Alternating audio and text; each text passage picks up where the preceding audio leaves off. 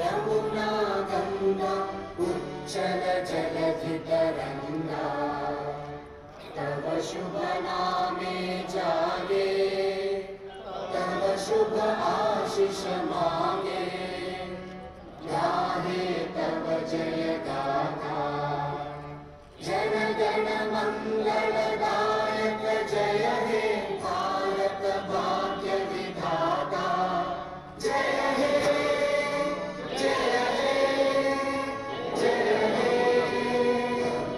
जय जय जय जय हे।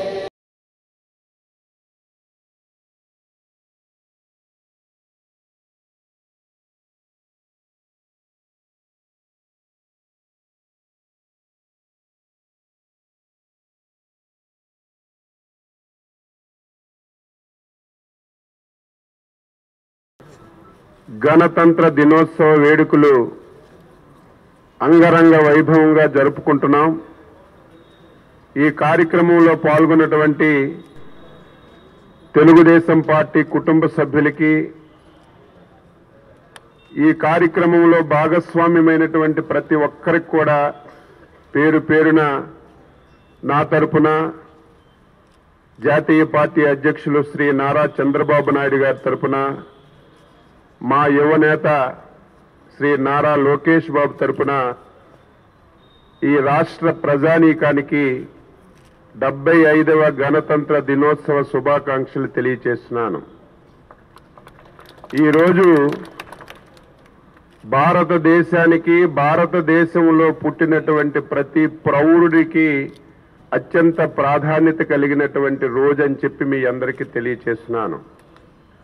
మనకి స్వాతంత్రం వచ్చినా సరే మన పరిపాలన మనం ప్రారంభించుకున్నటువంటి రోజు ఇది.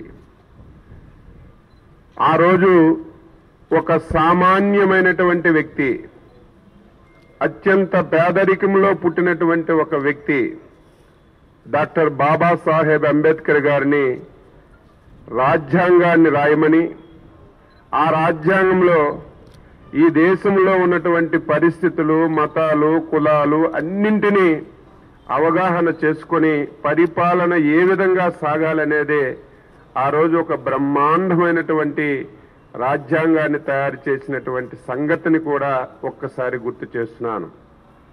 చాలా మంది పెద్దలు చాలా సందర్భాల్లో చెప్తారు, రాజ్యాంగం ఎంత చెడ్డదైనా సరే అమలు చేసినటువంటి వ్యక్తి మంచివాడైతే రాజ్యాంగం చక్కగా ముందుకెళ్తుందని చెప్పి, పరిపాలన చక్కగా ముందుకెళ్తుందని. రాజ్యాంగం ఎంత మంచిదైనా సరే పాలించేవాడు దుర్మార్గుడైతే ఆ రాజ్యాంగానికి విలువ ఉండదని చెప్పి చాలా మంది చాలా సందర్భాల్లో చెప్పిన విషయాన్ని ఒక్కసారి గుర్తు చేస్తున్నాను. ఆంధ్రప్రదేశ్ రాష్ట్రంలో రెండోది అమలు జరుగుతుంది. రాజ్యాంగం చాలా గొప్పదైనా సరే గత 5 సంవత్సరాల నుంచి ఈ రాష్ట్రంలో అమలు చేస్తున్నటువంటి వ్యక్తి దుర్మార్గుడు అవ్వడం వల్ల రాజ్యాంగానికి విలువలు లేకుండా పోయింది. అంబేద్కర్ రాజ్యాంగం ఈ రాష్ట్రంలో అమలు జరిగినటువంటి పరిస్థితి లేదు.